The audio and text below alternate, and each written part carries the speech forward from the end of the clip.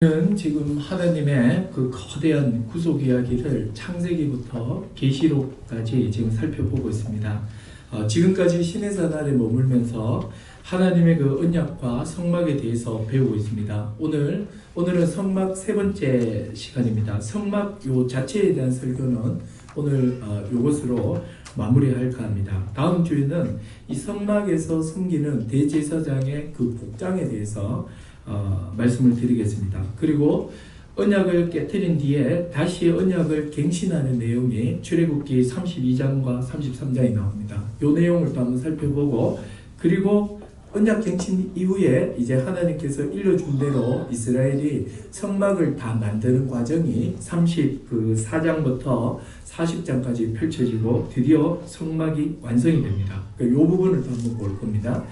그리고 이제 성막을 이제 완성된 다음에 이제 레위기로 넘어가는데, 레위기에는 성막에서 드려지는 이 5대 제사와 7절기에 대해서 세세히 설명하고 있습니다. 그래서 이 부분을 또 이 제사법과 또 거룩의 삶이라는 관점에서 또 한번 살펴보도록 하겠습니다. 2017년 10월부터 창세기 1장을 시작으로 해서 부족사 설교를 지금 하고 있습니다. 구약 성경 앞부분에 창세기, 출애굽기, 레위기, 민수기, 신명기 이 5권을 모세가 기록했다고 해서 모세오경이라고 합니다. 이 모세오경은 구약 전체의 수원지와도 같습니다. 이 구약 전체의 수원지에서 3개의 강이 흐르고 있다고 보시면 됩니다. 첫 번째 강은 역사서라는 강입니다. 그리고 두 번째 강은 시가서라는 강이고, 세 번째 강은 예언서라는 강입니다. 그러니까 선지서라는 강입니다. 그래서 여러분 구약 39권을 이해하기 위해서는 이 모세오경 5권을 잘 이해를 하고 있으면 이 나머지 이 역사서와 시가서와 이 선지서 이 세 종류의 강을 이렇게 정복해낼 수가 있습니다. 이상하게 해석 안 할 수가 있다는 겁니다. 그래서 여러분 무슨 일이 있더라도 공부하는 마음으로 이 앞에 이 5권 정도는 구성이 어떻게 돼 있으며 또 주제가 무엇이며 또 언약을 중심으로 해서 어떻게 이해해야 되는지 기본적으로는 좀 이해하고 계셔야 됩니다. 중간에 우리 교회에 오신 분들은 홈페이지에 지금 설교가 올라가고 있습니다. 올라가는 대로 음성도 이렇게 다운받을 수 있도록 지금 다 준비하고 있습니다. 그래서 출퇴근하시면서 오내가면서 창세기부터 쭉 한번 들어보십시오. 그러면 큰 그림이 하나 그려질 것입니다. 자, 지난 시간에 이어서 계속해서 성막 내부를 살펴보겠습니다. 자, 여러분 성막은 하나님께서 모든 것을 설계하셨습니다. 성막의 하나하나는 그렇기 때문에 성막에 있는 그 하나하나, 수치 하나하나, 재료 하나하나 이 모든 것은 하나님이 손수 다 말씀하신 거예요.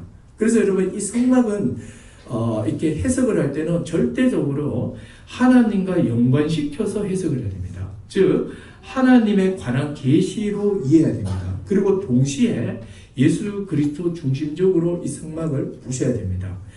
울타리가 이렇게 성막을 둘러싸고 있었죠. 2.5m 되는 기둥 60개가 직사각형 모양으로 이렇게 박혀 있고 세마포로 이렇게 감싸고 있습니다. 그리고 높이는 2.5m였고 여기에 들어가는 유일한 문이 어느 쪽이었습니까? 바로 동쪽 문이었습니다. 성소에 들어오는 유일한 문은 동쪽 문밖에 없었죠. 하나님께서 정하신 이 동쪽 문으로만 하나님을 만날 수 있습니다. 다른 문은 없습니다. 동쪽 문을 통하지 않고서는 절대로 하나님을 만날 수 없죠. 예수님도 이것을 배경으로 하여서 나를 말미암지 않고는 아버지께로 올 자가 없다 이렇게 말씀하셨습니다. 그리고 이 문을 통과하면 번제단을 만나게 됩니다. 번제단은 양이나 염소, 소 등의 제물을 아침 저녁으로 항상 이렇게 태워드린다고 해서 상번제입니다. 항상 상번제로서 아침 저녁으로 늘 태워서 드려야 됩니다. 드릴 때 그냥 드린 것이 아니라 하나님이 정하신 향을 집어넣어서 아주 향기로운 냄새가 나도록 아침 저녁으로 태우는 단을 만나게 됩니다. 그래서 이 번제는 기본적으로 죄에 대한 하나님의 완전한 진노를 나타냅니다. 죄와 상관없이 드려지는 제물에 대해서는 제물을 드리는 사람의 남김없이 다 태우는 거기 때문에 어떤 헌신, 감사 이게 뜻이 되고, 죄와 관련된 제물을 태울 때는 죄에 대한 하나님의 진노예요. 왜 그러냐면 번제는 이렇게 뼈고 모고 간에 싹 다 태워서 가루로 만들어 버립니다. 그래서 죄와 관련된 제물을 드릴 때는 이 죄에 대한 하나님의 그 진노, 완전한 진노를 보여주고 있고, 죄와 상관없는 제물을 드릴 때는 드리는 자의 완전한 헌신, 섬김, 이것을 나타내고 있는 겁니다. 그래서 이 번제단을 통해서 죄에 대한 하나님의 진노를 알게 되고, 우리 주 예수 그리스도는 바로 이 번제단에 드려진 제물처럼 하나님의 모든 진노를 다 받으셨죠. 어디서요? 예수 십자가에서 다 받아주셨습니다. 그리고 이 번제단을 지나면 물두멍이라는 것을 만나게 되죠. 번제를 통하여 죄사함 받고 깨끗하여진 자는 물두멍의 물로 더러워진 자신의 손과 발을 씻습니다. 이렇게 함으로 내가 그리스도를 통해서 번제 제물을 통해서 깨끗해졌음을 나타냅니다. 그리고 동시에 더러워진 손과 발을 씻음으로써 하나님을 만나는 자는 계속해서 지속적으로 깨끗해야 함을 이야기를 합니다. 예수 그리스도를 믿는 자는 제사함을 얻었고 성령을 받아 그리스도와 연합함으로 이미 거룩한 자가 되었습니다. 이제는 지속적으로 성령을 따라 회개함으로 죄를 돌이키고 멀리하는 삶을 계속 살아야 한다는 것을 이 물두멍이 이야기하는 겁니다. 우리가 예배 때마다 이렇게 회개를 하는 것은 어떤 의미에는 이 물두멍에서 바로 우리가 이렇게 그리스도를 의지해서 이렇게 회개하는 그것과 똑같은 겁니다. 자, 이제 드디어 성막 안으로 들어갑니다. 성막은 비록 땅에 접촉하여서 세웠지만 본질적으로는 하늘에 속한 거처임을 재료를 통해서 보여준다고 했죠.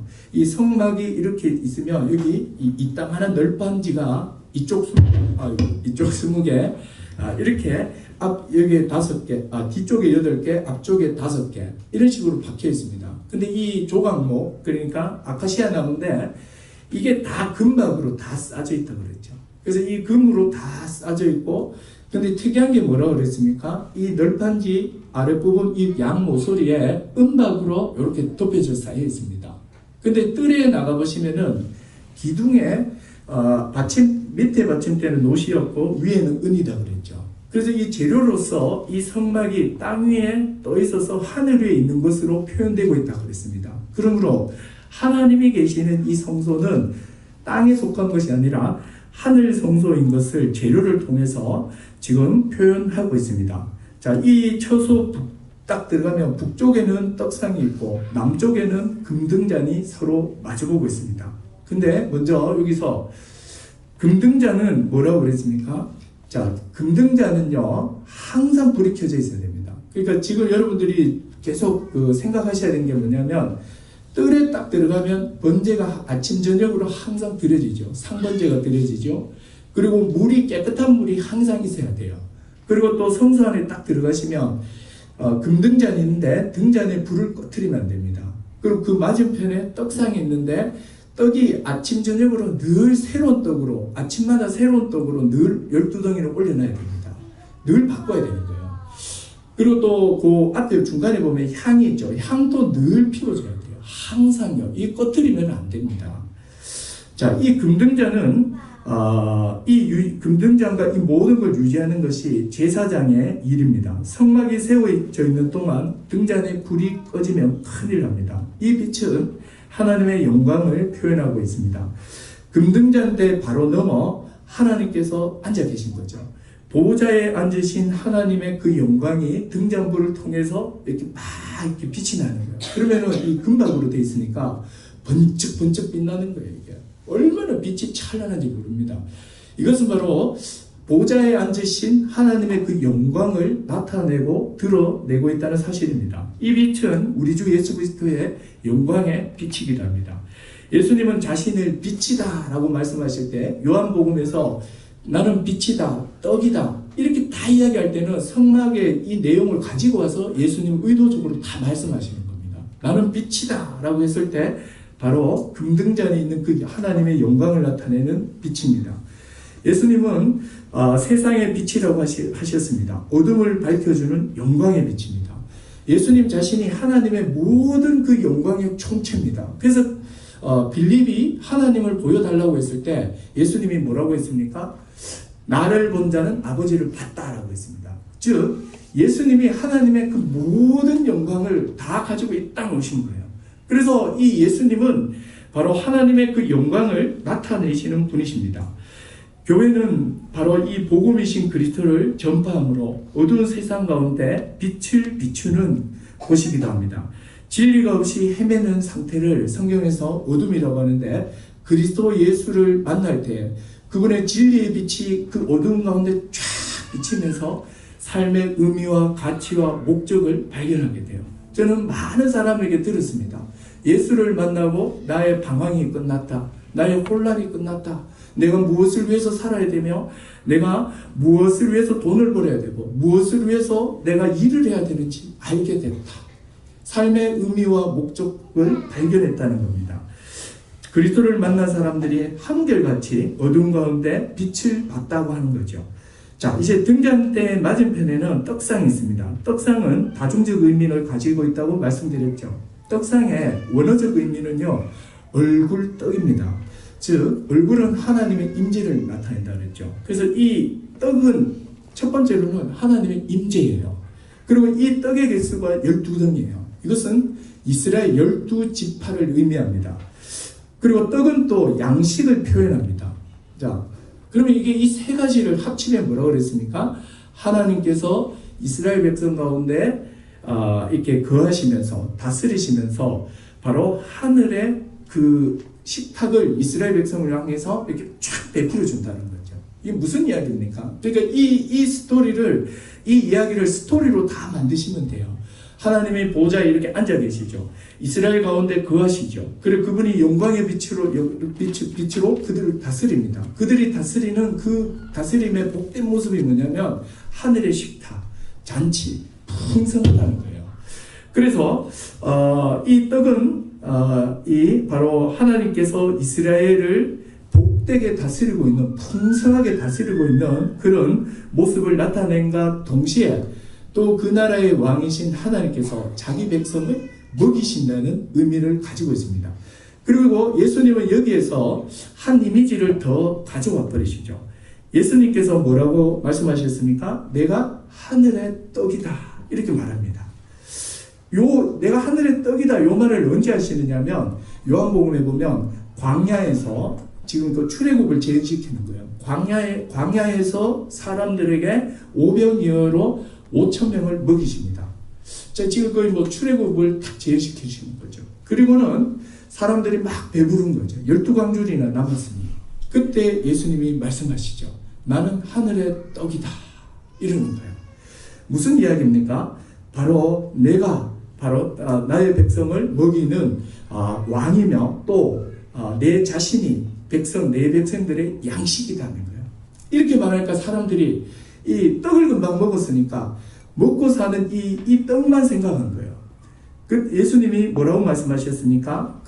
이 마귀와의 시험에서 사람이 떡으로만 사는 것이 아니라 하나님의 입에서 나오는 모든 말씀으로 산다 했습니다. 즉 예수님이 하신 말씀은 뭐예요? 그런 양식, 이게 땅의 떡이 아니라 나는 바로 사람들에게 영적인 떡이 된다는 거예요. 내가 바로 신령한 음료이며 신령한 너희의 양식이라는 거예요. 무슨 이야기예요? 여러분 진짜 그래요. 여러분 사람이요 그냥 새끼 먹고 자고 이게 사는 게 아니에요. 이건 사는 게 아닙니다. 사람은 바로 하나님의 말씀을 먹으며 하늘에 속하여 살아가는 게 진짜 사는 거예요. 그래서 신자로서 살아가는 거예요. 신자로서 하나님 주시는 그 복들을 막 누리면서 사는 거예요. 정신없이 그냥 돈만 벌고 정신없이 그냥 자기 그냥 이 생명을 막 유지하면서 어떻게 하면 이 몸을 편하게 할까, 즐겁게 할까, 이렇게 막 살아가는 거 있죠. 여러분, 이게 사는 게 아니라니까요. 성경에서 사람은 무엇입니까? 하나님의 형상대로 지음을 받아 그리스도 예수의 장성한 분량까지 자라가는 그 사람이 참된 사람이에요. 이런 참된 사람이 되기 위해서는 하늘의 떡을 먹어야 된다는 거예요. 그 떡이 뭐냐? 바로 예수 그리스도 자신이라는 거예요. 그래서 자신을 먹을 때 하늘에 속한 자들이 되며 땅에 속하지 아니하며, 땅에 살지만 땅에 속하지 아니하며 땅의 사람들과 전혀 다른 삶의 목적과 가치를 가지고 살아가는 거예요. 정말 그래요. 여러분 진짜 여러분 정말 이 말씀으로 쭉 충만할 때요, 세상 사람들이 뭐 이렇게 뭐 자랑하는 몇 가지들 있잖아요. 자기의 뭐 건강미를 자랑하고 소유를 자랑하고 자기의 노품을 막 자랑하고 이럴 때 우리 하늘의 떡을 막 먹고 나면 무슨 생각이 드십니까? 인정을 해줘요. 그래, 맞다. 네가 참 유명하구나. 네가 참 대단한 사람이구나. 네가 세상에서 이렇게 성공한 사람이구나. 그게 어쨌단 말인가.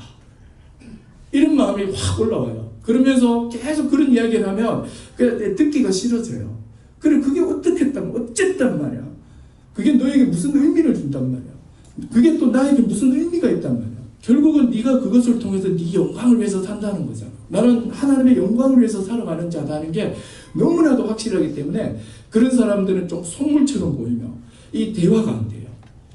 이게 뭐야? 하늘의 떡을 먹는 자의 삶의 어떤 그 지향점을 그대로 나타내 주고 있는 거예요. 이 예수님이 바로 그 하늘의 떡이라는 겁니다. 즉 말씀이다 하는 거죠. 여러분 이 강대상에서 베풀어진 말씀의 떡을 먹어야 돼요. 가족 모임 시간에 다시 나누면서 되새기고 마음에 새기셔야 돼요. 이 말씀을 먹을 때 신자는 신자로서 힘을 얻고 이 세상에서 정말 복되게 살아가요. 정말 뭐 궁궐이나 뭐 이렇게 초막이나 그 어디나 하나님 나라. 내 마음이 하나님 나라라는 것이 아니라요. 궁궐이면 궁궐대로 좋고 초막이면 초막대로 좋고 진짜 빌립보서 4장 13절에 있는 것은 내가 막 궁피에도 처할 줄 알고 부에도 처할 줄 알고 나는 모든 것에 자족하는 법을 배웠다. 그러면서 내게 능력 주신 자에서 내가 모든 것을 할 수 있다. 이것의 핵심이 무엇입니까? 예수 그리스도를 아는 자, 그 가치를 만난 자는 이런 삶의 환경이 별로 중요하지 않은 거예요. 약간 뭐 불편하고 덜 불편할 정도죠. 이게 여러분 신자예요. 이게 떡을 먹는 자다는 거죠. 자, 이제 성막의 남은 기물은 두 가지예요. 지성소 앞에 있는 분향단과 지성소 안에 있는 언약궤입니다. 오늘 이 두 가지를 살펴보겠습니다. 먼저 분향단이에요. 자, 분향단은 어디에 있습니까? 자, 성소에 딱 들어가면 이렇게 지난주에 그 그림이 잘못됐습니다. 남쪽, 그러니까 이렇게 딱 마주봤을 때 성소를 마주봤을 때 왼쪽이 이 등잔이 있고 오른쪽에 그 떡상이 있습니다. 그리고 요 정면에 뭐가 있냐면 분향단이 있어요. 분향단은 저거예요. 향을 피우는 향로가 있는 곳이에요. 자, 여기에는 연기가 항상 자욱히 나야 되고 냄새가 나야 합니다. 이 향을 만드는 법을 하나님께서 출애굽기 30장 34절에서 38절에 나와 있습니다. 제가 성막 이렇게 계속 하려고 하다가 포기했던 이유 중에 하나가 뭐냐면 너무 자세해요. 제가 어제 그냥 향을 이렇게 만들었다고 끝내면 안 되겠다 싶어서 향을 만드는 제조법을 내가 성경을 찾아서 알려줘야겠다 싶어서 정말 어제 이것저것 좀 찾다가 되게 애먹었어요. 이게 맞나 싶고 결국은 비전 성경사전 보니까 제일 잘 정리되어 있더라고요. 근데 이런 식으로 재료에 대해서 하나님이 얼마나 많이 말해놨는지 몰라요. 물개 가죽까지 나오더라고요. 야, 이것까지 내가 다 쳤다가 내가 죽겠다 싶더라고요. 그래서 일단은 어느 정도는 하나님이 세세한지 한번 보세요. 출애굽기 30장 34절에서 38절에 보면 요 이렇게 향이죠, 향. 이렇게 이 냄새 나는 요 향을 만드는 제조법이 나와요. 자, 거기 보면 어떻게 나오냐면 안 찾으셔도 돼요. 세 가지 향이 나옵니다. 이게 무슨 향인지 모르실 거예요. 저도 몰랐어요. 이게 소합향, 나감향, 풍자향을 향을 따로 만들어야 돼요. 그리고 요것을 유향에다가 섞어야 돼요. 그리고 이걸 곱게 빨아낸 거예요. 이게 뭔 말이에요? 소합, 나감, 풍자 이거 유향에 나 무슨 한약방인 줄 알았어요. 이게 뭐예요 이게? 그래서 이게 찾아보니까요, 소합향은 어떤 향인지 불분명해요. 모략나무에서 얻는 것으로 학자들이 많이 이해합니다. 모략은 또 뭐예요? 모략은 이것까지 찾다가 그냥 포기해서 그냥 모략이라는 게 있대요. 근데 향나무에 그냥 거기에서 얻는 거고, 나감향은요 지중해 연안에서 채취되는 조개 껍데기를 이렇게 착 빻아서 만든 겁니다. 조개 중에 향이 나는 게 있는가 봐요. 그걸 주워다가 그걸 아주 이렇게 곱게 빻아야 됩니다. 그 다음에 풍자향이라는 게 또 있어요. 요건 미나리과 그러니까 대가 있는 그런 식물이죠. 요 회양풀이라는 건데요. 이 회양풀의 줄기 하단부, 줄기가 이렇게 있으면 그 하단부를 자르면은 액이 나온대요. 그 액이 탁 나오는데 그 액을 탁 받으면 그 액이 냄새가 그렇게 진하고 좋다고 합니다. 요게 이제 노란빛을 띈다고 합니다. 요걸 또 다 추출을 해야 됩니다. 요렇게 이제 소화향과 나감향과 풍자향을 얻어가지고는 유향에다가 집어넣어서 섞어야 돼요. 또 유향은 또 뭐예요? 유향은 또 여러분 제가 왜 포기인지 아시겠죠? 유향은요 감람나무 그러니까 올리브 나무에 속한 것으로서 홍해 연안에 자라는 이 유향나무에서 채취한 진액입니다. 우리 소나무 보면은 그 송진처럼 진액이 있잖아요. 바로 그런 진액을 말합니다. 점성이 아주 강하고요. 태우면 정말 강한 향기가 진동을 한다고 합니다. 요거를 쫙 얻어가지고 앞에 있었던 요 소합하고 나감하고 풍자향을 집어넣어서 점성이 강한 유향에다가 쫙 섞어가지고 요거를 또 곱게 빠야 됩니다. 이렇게 쫙 빠쓰는 겁니다. 그렇게 해가지고 요거를 어디다 하냐면 분향단에 매일매일 올려야 돼요. 그럼 이 냄새가 어떻겠습니까? 막 진동을 하는 거죠. 이런 재료를 사용한 어떤 이유가 분명히 있을 거예요. 이걸 밝히는 것은 쉽지 않아요. 저는 뭐 이렇게 분명히 이게 어떤 것과 관련은 분명히 있을 겁니다. 그렇지만 이건 쉽지 않습니다. 근데 분명한 것은 이 향의 재료이기 때문에 이 향은 일단 냄새가 강할 것이다. 그리고 또 하나는 연기가 많이 날 거다는 거예요. 이거의 목표는 두 개예요. 첫 번째 연기가 일단 많이 나야 돼요. 그리고 냄새가 많이 나야 됩니다. 자, 그러면 우리가 여기서 한 가지 의문이 있어요. 왜 하나님께서는 분향단을 피우게 했을까요? 절에도 가면은 이런 향 이렇게 꽂죠. 저는 개인적으로 이렇게 절이나 뭐 이런 그 무당들한 그 굿당입니까? 근데 지나가면 지금 막 머리가 아파요. 진짜 머리가 아파요. 막 이렇게 냄새가 막 찌르면 이게 막 머리가 막 깨질 듯이 아파요.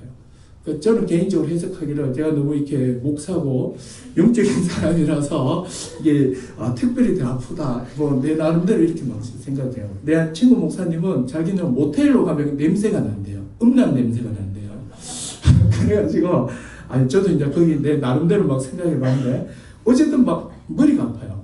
그래서 제 개인적으로 향이 별로 저한테는 좋은 그런 인상을 갖고 있지 않습니다. 근데 하나님께서 특별히 이런 향내가 나면서 연기가 많이 나는 그런 이 향을 피우라고 나오는 거죠. 보통 동양에서는 이 연기를 피우는 것은 귀신을 좀 불러들인다는 그런 의미가 있을 겁니다.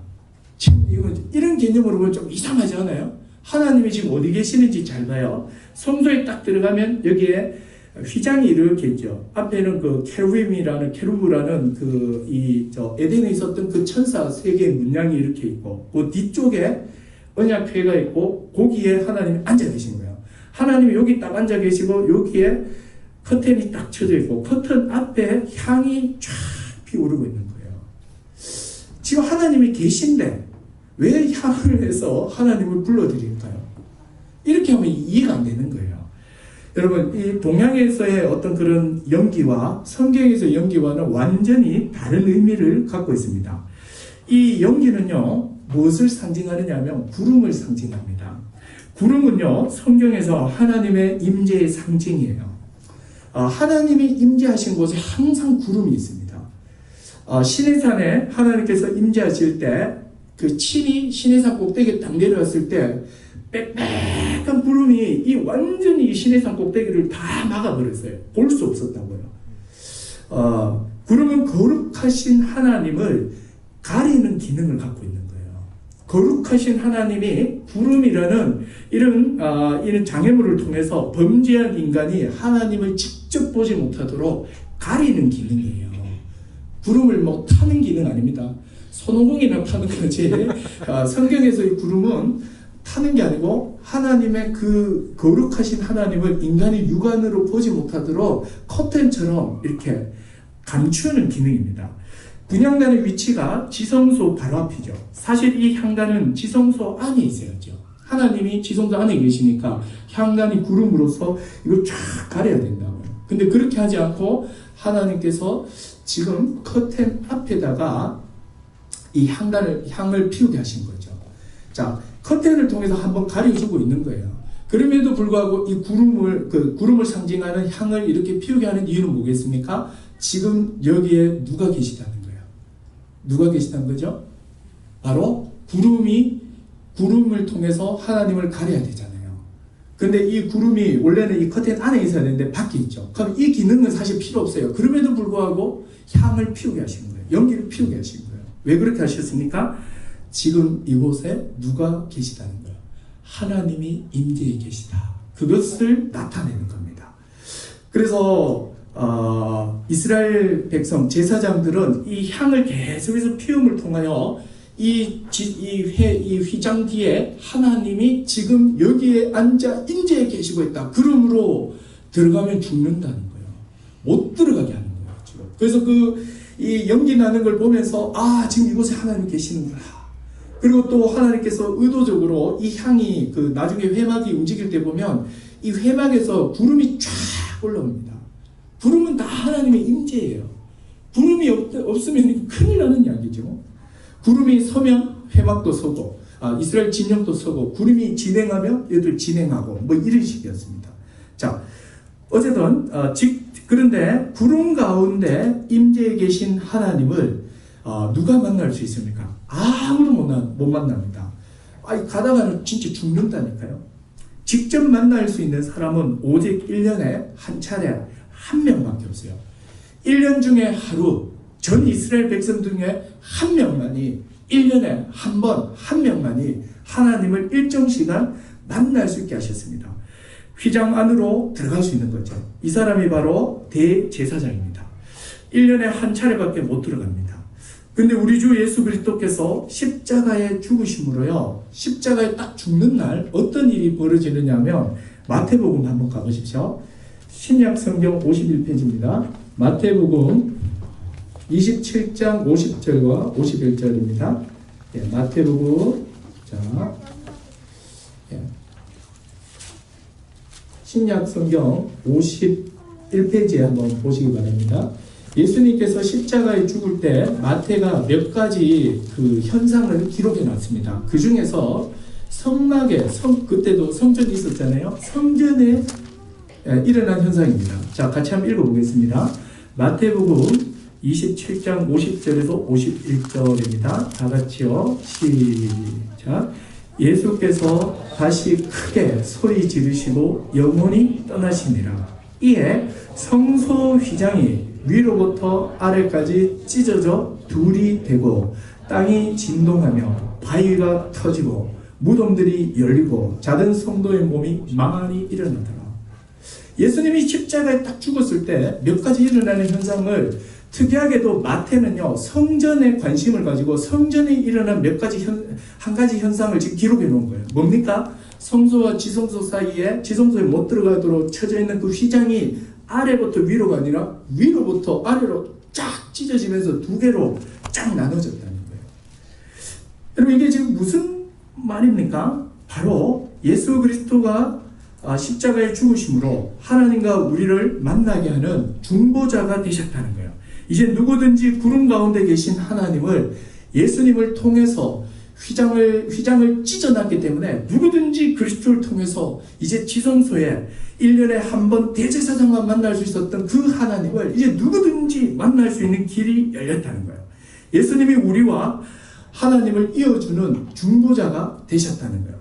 그분이 십자가에 죽으심으로 우리 대신 모든 죄값을 치르셨고 그분이 우리에게 자녀됨과 의인됨의 신분을 주셨습니다. 하나님께서 예수 그리스도 안에서 우리를 보시기 때문에 우리를 의롭다 하시고 자식의 자녀를 삼아주셨고 그뿐 아니라 우리의 기도에 귀를 기울이시는 거예요. 놀라운 이야기입니다. 자녀의 요청에 부모가 귀를 기울이듯이 우리의 중보자 되신 그리스도 안에서 성도들이 기도할 때 보좌에 앉으신 하나님이 성도의 그 기도에 귀를 기울이신다는 거죠. 이제 성도에게는요, 이 연기가 무엇을 의미하는지 아십니까? 기본적으로는 하나님의 임재를 나타내요. 여러분, 이 하나님의 임재를 나타내고 낸과 동시에 연기는 원래 뭐였습니까? 하나님이 임재에 계시니까 가까이 오지 마라, 까불지 마라, 가까이 오면 죽는다, 오지 마였어요. 근데 그리스도께서 십자가에 죽으시면서 이 휘장을 쫙 찢어 놓으심으로 이제는 누구든지 그리스도 안에서 하나님을 만날 수 있다는 거예요. 즉 성도에게 연기는 하나님의 임재를 나타낸과 동시에 하나님께 우리가 예수 그리스도를 통해서 나갈 수 있고 우리의 기도가 그분에게 올라감을 나타내는 게 됩니다. 여러분 이게 여러분 이제 지금 우리에게 있는 구름, 연기의 의미입니다. 이제 오늘 찾는 거 성경의 마지막입니다. 자, 요거 이제 마지막으로 하나만 더 찾아볼게요. 요거 찾기 쉬워요. 요한계시록 한번 가보세요. 8장 3절에서 5절 한번 보십시오. 요것도 지금요, 이 성전을 배경으로 해서 주어지는 말씀입니다. 이게 아주 놀라운 말씀이에요. 자, 천천히 한번 읽어보십시오. 자, 요 말씀이요, 지금 어떤 말씀이냐면, 요한계시록은 기본적으로 심판 시리즈, 3개의 심판 시리즈로 되어 있죠. 7개의 인, 그 다음에 7개의 나팔, 7개의 대접이에요. 이 심판이 뭐 이렇게 연쇄적이냐, 뭐 병렬적이냐, 뭐 하여튼 뭐 여러 썰이 있습니다만은 어쨌든 순서는 이렇게 돼 있어요. 7개의 인 심판이 끝나면 나팔 심판이 시작되고 나팔 7개가 끝나면 대접이 시작돼요. 그런데 요한계시록을 해석을 할 때 제일 중요한 게 이 막간장이라고 각각 심판과 심판 사이에 있는 장이 있습니다. 그러니까 7개의 인 심판이 끝나고 이제 나팔 심판을 시작하기 전에 그 막과 막 사이에, 장과 장 사이에 몇 가지 사건들이 늘어난다고요. 요 사건이 계시록을 해석하는 아주 키가 돼요. 오늘 이 8장은 뭐냐면 이제 인 심판이 끝나고 이제 나팔 심판으로 넘어가는 그 사이에 벌어진 일이에요. 그 사이에 요한이 환상을 하나 봅니다. 환상을 보니까 7째 인이 딱 뜨죠. 그러니까 하늘이 반시간처럼 조용해져요. 그리고 이제 어떤 환상이 하나 보여요. 하나님 앞에 지금 어떠냐면 하나님의 보좌가 있고 그 옆에 어린 양의 보좌가 있어요. 그리고 그 보좌 주변으로는 4 생물이 있고 또 12 장로들이 앉아 있고 그리고 그 앞에는 4 생물이 앉아 있고 그 앞에 금제단이 있어요. 번제단이 딱 있어요. 근데 하나님으로부터 7 천사가 나와서는 7 나팔을 딱 받고서 있습니다. 그런데 오늘 3절을 보세요. 7 천사 말고 7 나팔을 받은 7 천사 말고 또 다른 천사가 하나님의 보좌로부터 와서 지금 하는 그 내용입니다. 자, 같이 한번 읽어볼게요. 3절부터 5절까지요. 시작. 또 다른 천사가 와서 제단 곁에 서서 금향로를 가지고 많은 향을 받았으니 이는 모든 성도의 기도와 합하여 보좌 금제단에 드리고자 함이라. 향연이 성도의 기도와 함께 천사의 손으로부터 하나님 앞으로 올라가는지라. 계속요.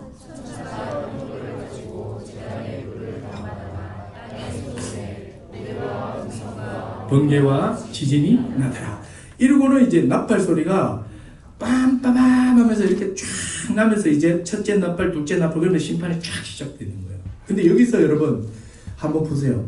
우리가 이때까지 듣기로는 이 연기는 성도의 기도라고 들었죠. 근데 다시 한번 보세요. 연기가 성도의 기도라고 말하지 않아요.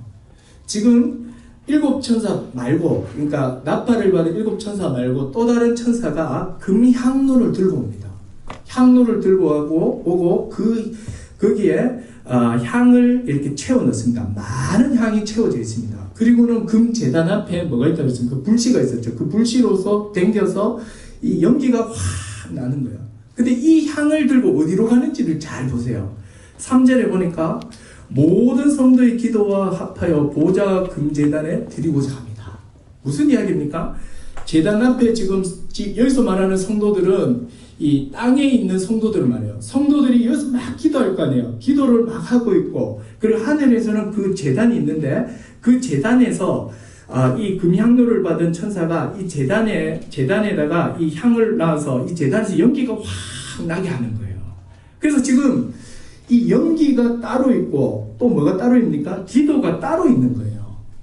근데 오히려 성도들이 하는 이 기도와 향이 함께 하나님께 올라가는 거예요.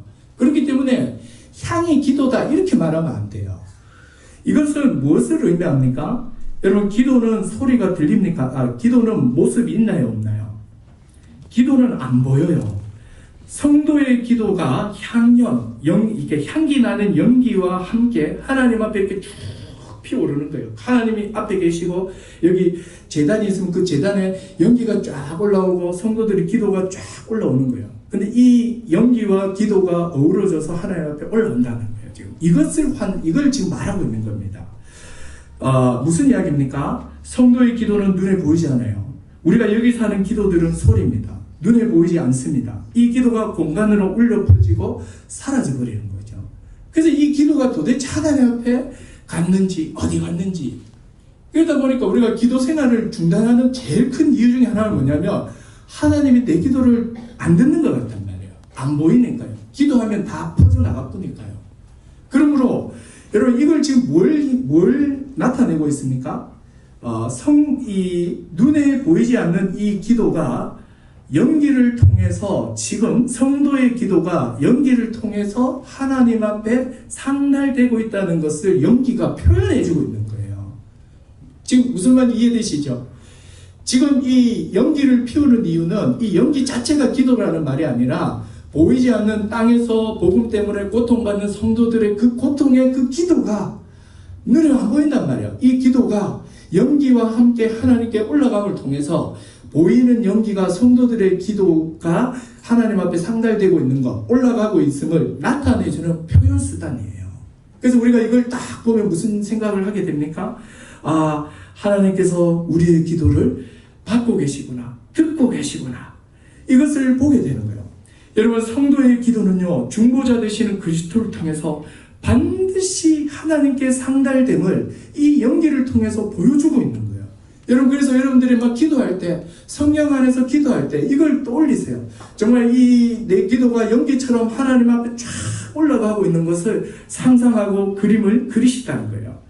여러분, 성도의 기도는 중보자 되시는 그리스도를 통해서 반드시 상달됩니다. 반드시 올라갑니다.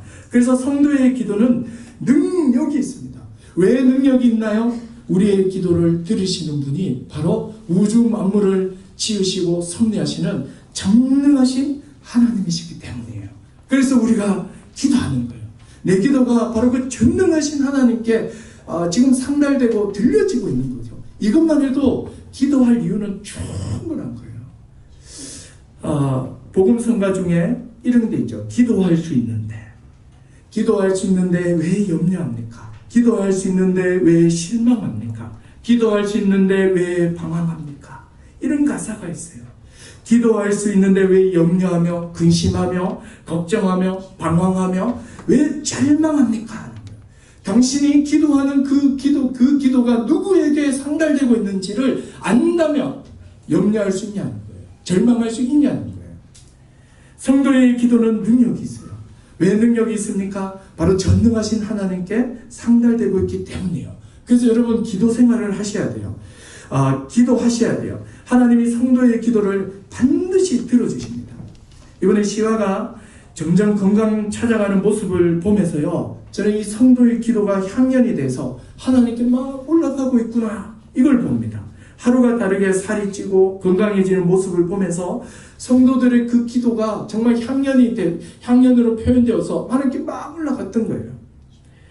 그분이 말씀하고 계시다는, 응답하고 계시다는 것을 제가 막 보면서 이런 생각이 들었어요. 하나님께서 시야를 통해서 우리 유라교회 성도들에게 기도를 가르치고 계시구나. 정말 기도에 대한 엄청난 제가 동기부여를 얻게 되었고 항상 기도하게 된 이유가 되었습니다. 여러분, 기도하지 않으면요, 기도할 이유만 자꾸 생깁니다. 그러나 기도하는 사람은요, 기도할 이유가 자꾸 생겨요. 기도해야겠다. 이게 입에 붙어요. 우리가 지금 금요 기도회 지금 하고 있는데요, 이렇게 형변이 되면 나와서 이와이며 같이 나와서 정말 안개처럼 이렇게 좀 자욱하게 올라갔으면 좋겠어요. 어떨 때는 외줄기 한 줄기 이게 되겠나 싶어요. 이게 좀 이렇게 막 평생하게 이렇게 확 올라가야 되는데 비실비실하게 이렇게 올라가다 툭 떨어지게 돼요. 이게 막 올라가는데 집에 가거든요.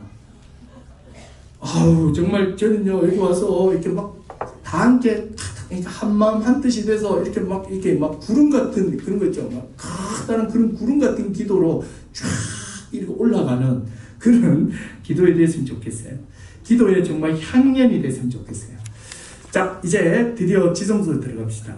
그래서 여러분 오늘 분향단에서 시간을 조금 많이 끌었는데 이 분향단은 두 가지입니다. 하나님의 임재인과 동시에 또 이게 신약적으로 그리스도를 통과했을 때는 중보자 되신 그리스도를 통하여 성도의 기도를 하나님이 들으신다는 거예요. 이까지 우리가 볼 수 있습니다. 자, 이제 드디어 지성소입니다.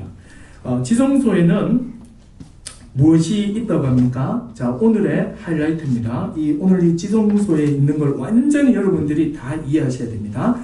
자, 25장 10절부터 22절까지인데요. 자, 10절 한 절만 우리 같이 한번 읽어볼게요. 자, 25장 10절 한번 보십시오. 자, 10절 다 같이 한번 읽어보겠습니다. 자, 천천히 10절 한 절 읽겠습니다. 시작.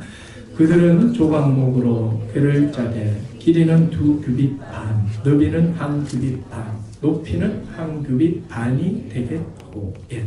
재료는 조각목입니다. 아카시아 나무예요. 길이는 2규빗 반, 너비는 1규빗 반, 높이 1규빗 반입니다. 그러니까 길이가 2규빗 반이니까 한 140cm 될 것 같아요. 140cm고, 그리고 요 폭이 1규빗 반이니까 한 90cm 정도, 한 101m 정도 되겠고, 높이는 또 폭하고 또 똑같네요. 높이가 또 한 1m 20, 1m 10, 20 요 정도 되겠습니다. 직육면체의 궤입니다. 그리고 요거는 순금으로 다 입혀서 또 역시 번쩍번쩍 빛이 나게 해야 돼요. 그리고 이동하기 편하게 금고리 4개를 아랫부분에 만들고 그 다음에 그 채를 끼워 놓은 채로 그대로 둬야 됩니다. 자, 요게 지금 뭐냐면 법궤라는 겁니다. 그리고 뚜껑을 이제 만들어야 되죠. 이 뚜껑은 지금 보이시죠? 지금 금방 말씀드린 건 뭐냐면 이렇게 천사 2개가 이렇게 쭉 보이는데 그 밑에 부분까지를 말씀드린 거예요. 밑에 그 양쪽에 채가 2개가 있죠. 그리고 이렇게 육면체로 이렇게 이루어져 있습니다. 그리고 그 위에가 윗부분이 법궤 뚜껑입니다. 저 법궤 뚜껑을 뭐라고 말하느냐 하면 속죄소라고 합니다. 자, 저를 보시고요.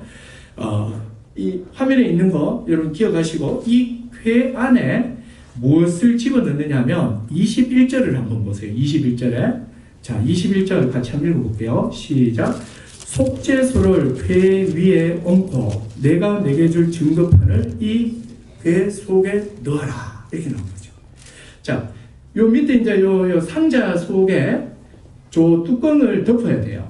그 뚜껑 위에는 그 천사 둘이 이렇게 보고 있죠. 그러면 천사 사이가 이렇게 벌어져 있죠. 저기가 뭐냐면 하나님 앉으시는 의자예요. 저게 보좌예요, 보좌. 그런데 여기서 좀 특이한 게 뭐냐면 언약 그 궤 안에 상자 안에 뭐를 넣으라고 말합니까? 뭐를 넣으라고 말해요? 증거판을 넣어라. 이렇게 말합니다. 자, 증거판은 뭐냐면 십계명이 쓰여져 있는 돌판을 증거판이라고 합니다. 그러면 자, 지금부터는 용어를 그냥 이해하고 들으세요. 왜 그냥 십계명 돌판이라고 하면 되는데 왜 이걸 증거판이라고 할까요? 증거판이라고 하는 이유는 뭐냐면 하나님께서 이스라엘과 언약을 맺으면서 내가 너와 언약을 맺었다는 증거로서 주신 게 뭐냐면 율법이에요. 돌에 새겨서 자, 이 법을 딱 준 거예요. 이제부터 너희가 나의 백성이 됐고 나는 너의 왕이다. 왕인 나는 내가 이렇게 새겨서 주는데 이 돌판에 새겨져 있는 이 율법을 근거로 해서 내가 너를 다스릴 거야. 그래서 여러분 이 돌판을 받은 민족은 하나님이 왕이라는 증거예요. 즉 하나님과 자기들이 언약을 맺었다는 증거예요. 그래서 이 돌판을 증거판이다 이렇게 말하는 거예요. 그리고 이 증거판이 들어가 있기 때문에 저 궤 이름을 증거궤다 이렇게도 말하고 또 그 증거판이 율법이기 때문에 그걸 또 법궤다 이렇게 말합니다. 그리고 또 증거판을 하나님이 보시면서 자신의 언약을 기억하시기 때문에 저거를 언약궤다 이렇게도 말하는 거예요. 지금 이제 다 이해가 되시죠? 첫 번째로는 증거판이 들어가 있기 때문에 증거궤다. 그리고 율법이라고 하기 때문에 그 법궤다. 그리고 이 증거판, 돌판을 보시면서 하나님이 내가 이스라엘과 언약을 맺었다는 것을 기억하시고 언약의 근거에서 다스리고 계시기 때문에 저거를 그 위에 올라와 계시기 때문에 저거를 언약궤다 이렇게 말하는 거예요. 자, 하나님께서는 언약궤 위에 저걸 씌운 자라고도 하고 석재소라다는 뚜껑 위에 앉아서 이스라엘을 다스리십니다.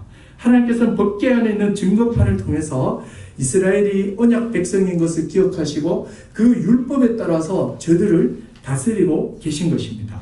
그래서 법궤 안에 들어가 있는 증거판은 하나님과 이스라엘이 언약을 맺은 증거입니다. 하나님께서는 이스라엘을 자기 백성으로 대우하며 그들의 왕으로서 의무를 다하시는 거죠. 공의롭게 다스리고 모든 위험으로부터 지키고 보호하고 먹을 것도 공급하십니다.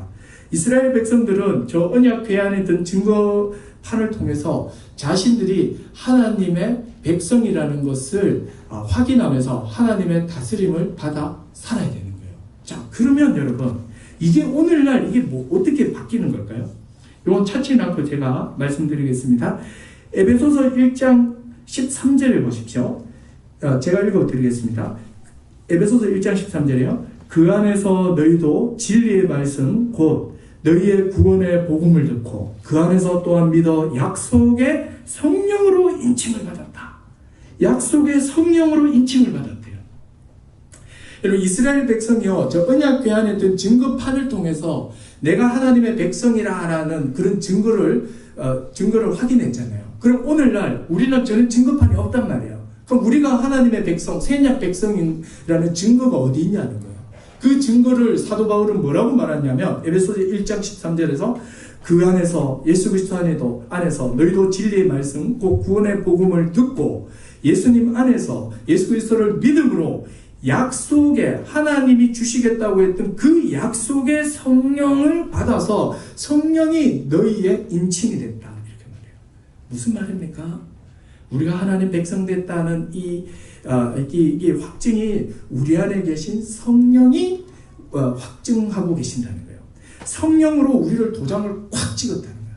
우리 안에 성령이 계시다면 증거판보다 더 확실한 증거를 가지고 계신 거예요. 그래서 여러분, 성령 받은 사람, 성령의 사람들은 하나님의 언약 백성이요 자녀요 금나라의 놀라운 은혜의 백성인 것을 성령이 우리를 증거하고 있는 거예요. 그래서 여러분, 성령이 없다는 것은 무슨 이야기입니까? 하나님과 상관없는 자예요.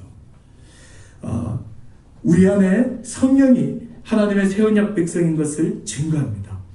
아직 예수님을 알지 못하는 분들은요, 복음의 말씀을 듣고 예수 그리스도를 믿어 정말 성령 받기를 간절히 소원합니다. 그리고 여러분, 예수를 믿어 우리 안에 성령이 계신 것을 확신하시고 성령을 따라 살아가십시오. 이 성령이 우리를 의의 길로 인도하시며 인격화된 율법으로서 하나님의 모든 선하신 뜻 가운데로 인도하시는 거예요. 자, 이제 법궤 뚜껑을 한번 보도록 하겠습니다. 자, 법궤 뚜껑 한번 보십시오. 자, 지금까지는 언약궤를 설명을 했고 25장 17절부터 21절을 한번 보세요. 제가 읽지는 않고 볼게요. 자, 17절에서 21절은 뭐냐면 법궤의 뚜껑을 속죄소라고 하는데 그 속죄소를 만드는 방법에 대해서 나옵니다. 이거는요, 조각목으로 만들면 안 되고 100% 다 순금이어야 돼요. 다 금이어야 돼요. 와, 이게 한 1달란트 될걸요. 엄청난 양일 겁니다. 이것만 있으면 이게 아마 혁신도시 다 사지 않을까 싶어요, 지금. 이게 약간 과장법이죠. 하여튼, 어마어마한 양의 금입니다. 자, 이 금을, 순금으로 이 덮개를 만들고, 덮개 양쪽에 뭐를 만들라고 나옵니까? 18절을 봐요. 19절을 봐요. 한 그룹은 이 끝에, 또 한 그룹은 저 끝에. 그룹이라는 게, 소그룹 할 때 작은 모임을 말하는 게 아니라, 이 케루브, 하나님의 보좌를 지키는 천사를 말합니다. 천사들 중에서 하나님 가장 가까이 있는 존재예요. 이 천사 둘을 양쪽에 하나씩 마주보고 만들어서 서로 보게 하라는 거죠. 지금 이렇게 여러분 보시고 있는 게 저게 다 날개입니다. 날개를 쫙 펴서 얼굴을 서로 이렇게 맞대면서 날개가 이렇게 서로 이렇게 향하고 있죠. 요렇게 만들라는 거예요. 자, 요렇게 해놓고 그런데 놀라운 이야기가 나옵니다. 22절에 한번 보세요. 자, 이렇게 만들어 놓고 하나님께서 모세에게 뭐라고 말하냐 이렇게 말해요. 거기서 벗개 뚜껑 조 사이를 말합니다. 거기서 내가 모세예요. 모세 너와 만나고 속죄소 위 곧 증거궤 위에 있는 두 그룹 사이에서 내가 이스라엘 자손을 위하여 내게 명령할 모든 일을 내게 다 이루겠다. 하나님께서 저기에 앉아서 신하인 모세에게 하실 말씀 다 하겠다는 거예요. 지금 저기가 완전히 보장 거죠. 하나님 앉아 계시는 용상입니다. 임금이 앉는 자리예요. 그런데 이곳을 또 속죄소라는 말을 쓰거든요. 자, 지금부터 아주 중요한 얘기입니다. 자, 속죄소라는 말이요, 히브리어로 카포레트라는 건데 속죄하다라는 뜻을 갖고 있습니다. 1년에 한 차례 7월 10일에 대제사장은 지성소에 들어가서 이곳에서 자기 죄를 위해서, 이스라엘의 죄를 위해서 속죄를 합니다. 자, 구체적으로 어떻게 속죄하는지를 제가 레위기 16장에 있는 내용을 꼭 필요한 내용만 제가 딱 뽑아서 제가 쭉 한번 설명해 볼게요. 한번 들어보십시오. 이게 아주 그 성막의 핵심이에요. 범죄한 인간이 하나님을 만날 수 있고 거룩하게 살 수 있는 비결이 뭐냐면 이 속죄 제사 때문이거든요. 자, 속죄는 어떻게 이루어지는 거냐면 두 가지로 이루어집니다. 첫 번째로는 그냥 개개인이 죄를 지었을 때 속죄하는 방식이 있습니다. 그리고 두 번째로는 이스라엘 전체가 죄를 지었을 때 한 번에 속죄하는 이스라엘 전체를 위한 속죄가 있습니다. 제가 지금 설명하려고 하는 것은 이스라엘 전체의 속죄를 위한 겁니다. 자, 이스라엘 전체는 어떻게 속죄를 하느냐면 1년에 한 차례 7월 10일에 대제사장이 하게 됩니다. 자, 이날이 되면 대제사장은 다음 주에 말씀드릴 그 복장을 다 갖춰야 됩니다. 복장 하나라도 흐트리면 바로 죽습니다. 복장을 다 갖춘 다음에 염소입니다. 순염소입니다. 암놈 안 돼요. 순놈이라 됩니다. 순염소 2마리를 준비합니다. 2마리를 딱 준비를 해서 한 마리는 살리고 한 마리는 죽여야 돼요. 그러니까 누굴 죽이느냐 하면 제비를 뽑습니다. 제비를 딱 뽑아서 뽑힌 그 염소 한 마리를 죽입니다. 그리고 피를 넣습니다. 자, 피를 이제 받는 거죠. 그리고 그 피를 들고 휘장 안으로 들어갑니다. 근데 자, 여기서 중요해요. 피를 들고 휘장 안에 바로 들어가면 바로 다이합니다. 바로 죽어버려요. 피를 들고 휘장 안에 들어가기 전에 반드시 한 가지 해야 될 일이 있습니다. 그건 뭐냐면 이동용 향로 있죠. 들고 다니는 향로가 있습니다. 금향로가 있는데 그 향로에 가장 곱고 제일 좋은 최고급 향을 피워야 됩니다. 그래서 연기가 촉하게 나게 만들어야 돼요. 그리고 피를 들고 들어가기 전에 이 향로를 들고 휘장 안으로 들어가서 아까 있는 저기 있죠. 저기 법계 위에 지성소 위가 하나도 안 보이게 연기로 가득 채워야 돼요. 뭘 말하는 건지 아시겠습니까? 대제사장이 저거 보면 죽거든요.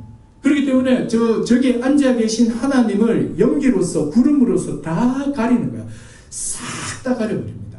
그런 다음에 이제 아까 잡아놨던 염소 피를 이제 바가지에 들고 들어가는 거죠. 자, 바가지에 딱 들고 들어가서는 어떻게 하느냐면 손가락으로 그 염소 피를 찍어서 그 동쪽 앞에 있죠. 그러니까 정면에다가 위에 이렇게 찍습니다. 한 번 찍어야 돼요. 2번 찍으면 또 죽어요. 한 번 딱 찍습니다. 그리고 한 번 찍어서 이렇게 바르고 그 다음에는 또 이 손가락으로 피를 찍어서 7번 그 언약궤 앞에다가 1번, 2번, 3번, 4번 이렇게 7번을 뿌립니다. 그리고 이제 끝나요. 자, 그리고 이제 밖으로 나옵니다. 밖으로 쫙 나와가지고 지금부터 아주 재밌습니다. 이렇게 쫙 나와가지고는 이제 그 번제단이 있잖아요. 번제단으로 가가지고 번제단 그 양 모서리에 보면 뿔이 있습니다. 뿔. 네 개 뿔들이 있어요. 각각. 그 뿔에다가 또 염소피를 또 발라요.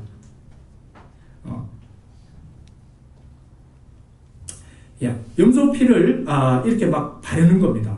자, 그런 다음에 어떻게 하냐면 이제 마지막 남아있는 일이 있는데 아까 염소 2마리였죠. 한 마리는 이제 죽었죠. 살아있는 그 놈을 데리고 와요.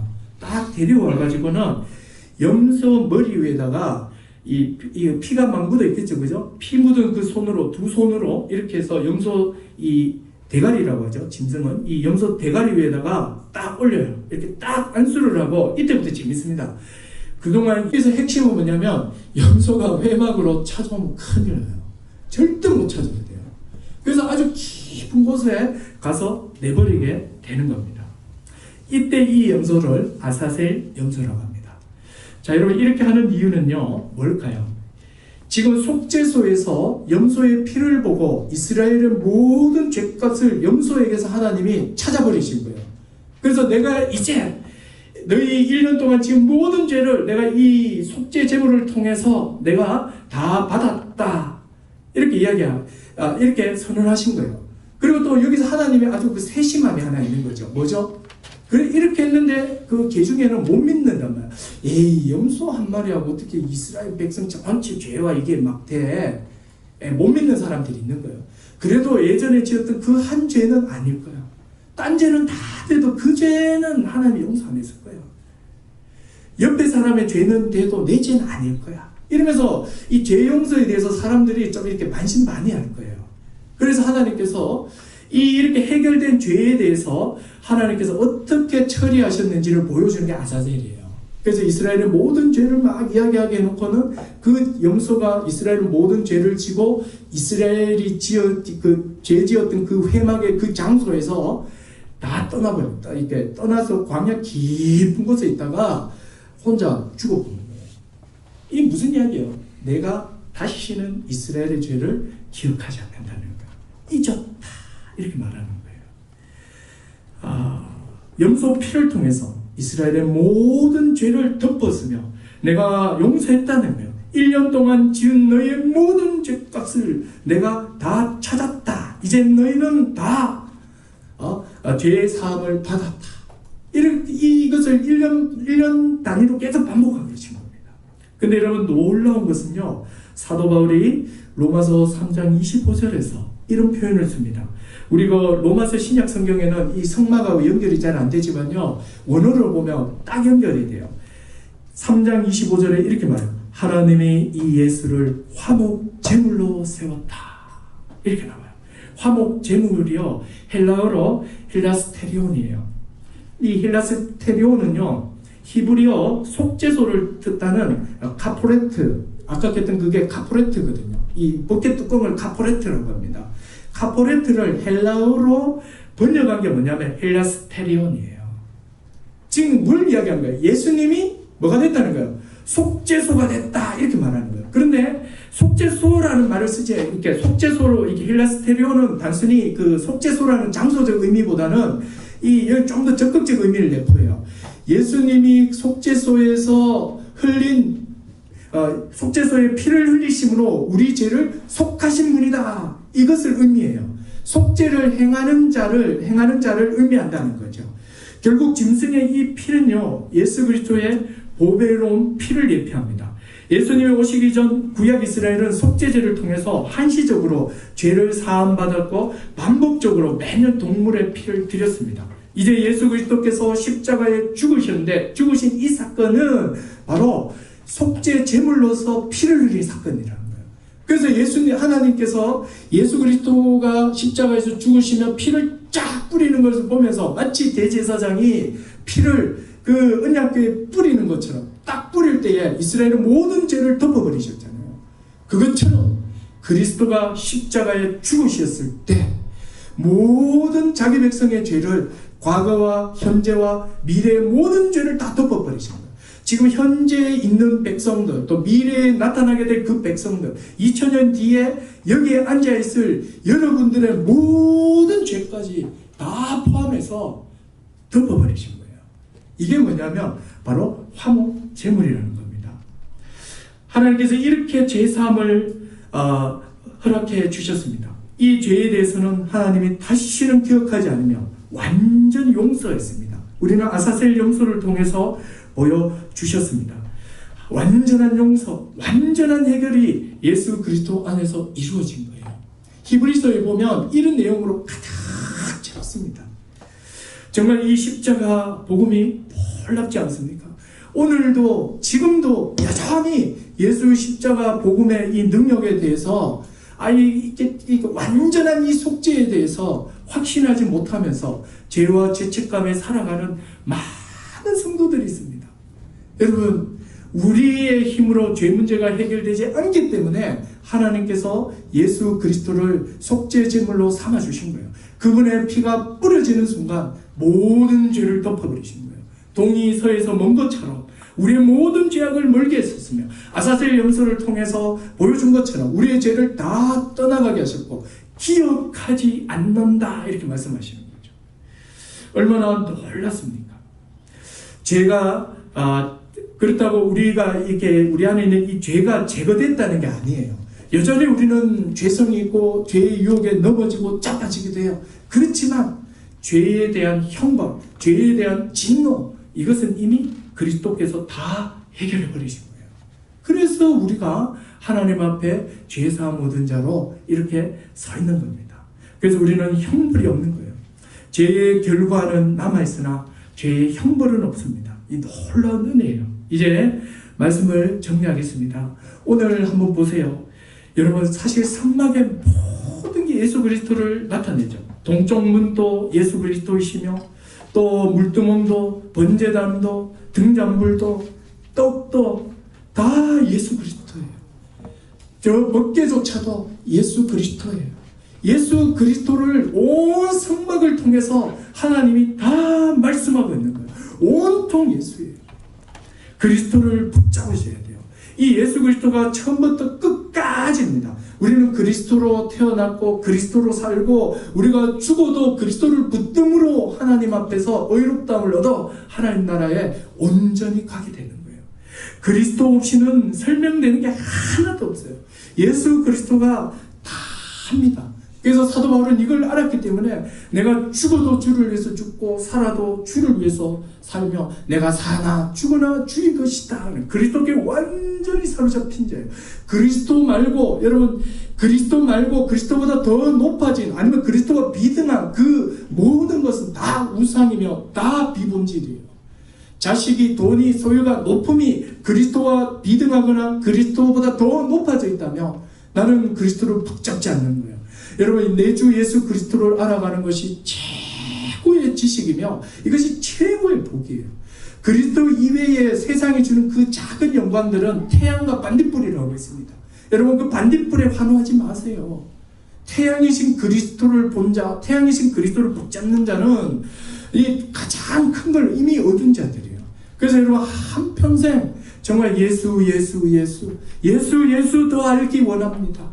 예수가 전부입니다. 모든 게 내 주 예수 그리스도를 알아가는 것이 나의 소원입니다. 저는 이걸 어디서 보는지 아십니까? 요한계시록 제가 이렇게 그 연구를 하다가 깜짝 놀랐는 게요. 이사야서에 나온 그룹들도 그렇고 이 스랍들도 그렇고 계시록에 나오는 내생물들도 그렇고 다 하나님을 찬양하는 게 다 뭐냐면 어린 양을 통해서 이루신 구원을 찬양해요. 어린 양의 놀라우신 그 죽으심과 희생 그것을 찬양해요. 그게 계속 반복적으로 그걸 찬양해요. 같은 말을 계속 말하는 게 아니었어요. 새로운 파도가 계속 밀려오듯이 그리스도 예수의 십자가 죽으심을 통해 그 죽으심 안에 들어와 있는 하나님의 그 구원 지혜가 날마다 새롭게 깨달아지니까 또 그리스도를 찬양하고 또 그리스도를 높이는 거예요. 여러분 우리가 그리스도를 얼마나 아세요? 여러분들이 얼마나 예수를 아냐고요. 이 예수에 대해서 너무 피상적으로 알고 그냥 제목 정도만 아니까 저는 이 말을 가장 싫어요. 예수 믿은 것을 전제해놓고 전제해놓고 살아가는 거예요. 그걸 왜 전제하십니까? 여러분 우리가 먹고 마시고 하는 이 모든 게 그리스도와 다 연관되어 있다니까요. 그리스도가 주신 새 생명으로 살아가는 자며 우리에게 일어나는 이 모든 일들이 그리스도를 알아가는 재료인데요. 그리스도를 알면 알수록 우리의 삶은 더 풍요로워지며 그분의 그 영광에 더 가까이 가는데요.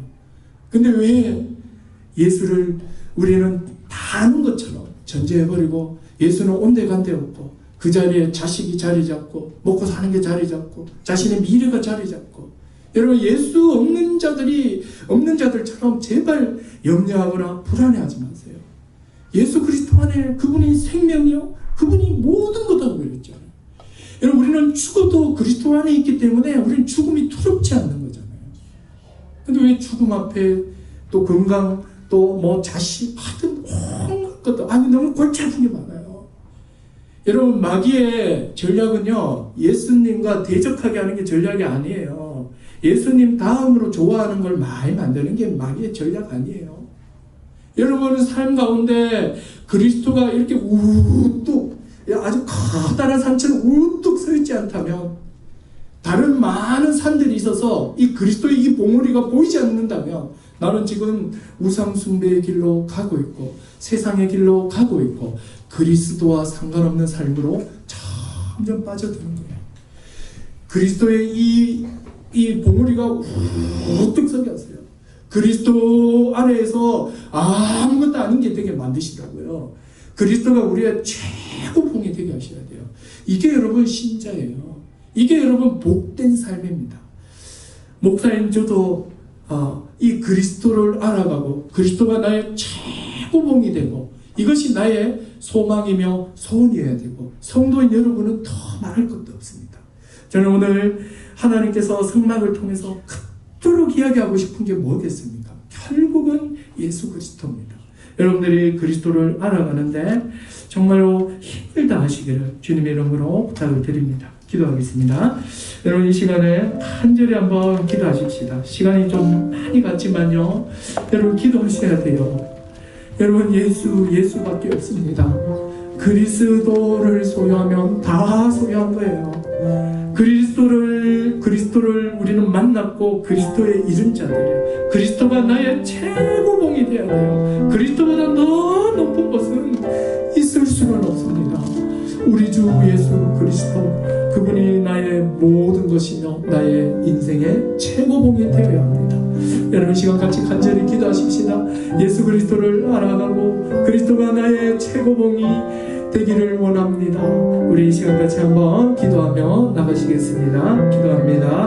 하나님 아버지, 시간을 기도하기 원합니다. 예수 그리스도가 나의 최고봉이 되기를 원합니다. 그리스도 이외에 다른 어떤 것들도 높아져서는 안 되겠습니다. 그리스도의 봉우리가 우뚝 서게 하여 주시고 그리스도의 높음으로 말미암아 참으로 세상의 것들이 작아지게 하시며 주 예수 그리스도를 알아가는 것이 최고의 지식이며 최고의 복인 것을 알게 하여 주시옵소서. 하나님께서 그리스도를 통해서 나에게 주신 이 모든 은혜를 놓치는 자들 되지 말게 하여 주시옵소서. 하나님 아버지 주시옵소서. 하나님 아버지, 예수가 우리의 모든 것이 되게 하여 주시옵소서. 그리스도가 나의 최고봉인 것을 고백하며 그리스도보다 더 높은 것이 하나도 없도록 오직 그리스도 예수만을 높이는 우리 인생이 되게 하여 주시옵소서. 예수님의 이름으로 기도드렸습니다. 아멘.